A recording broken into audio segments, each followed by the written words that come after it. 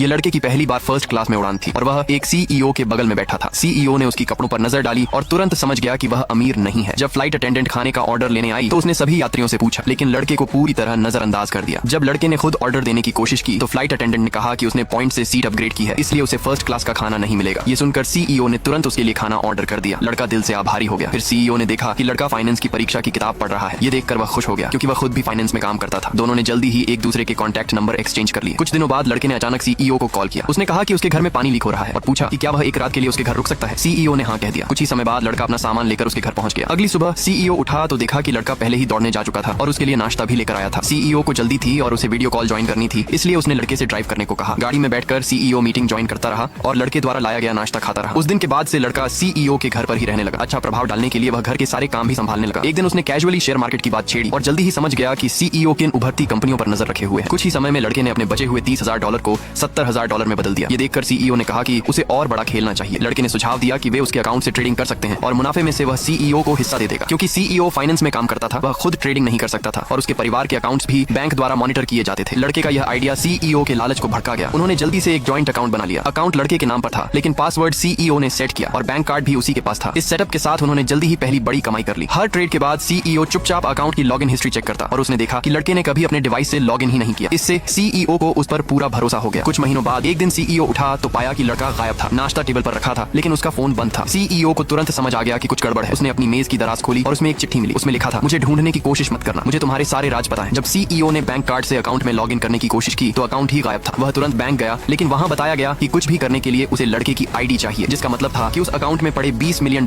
को वह कभी वापस नहीं पा सकता था।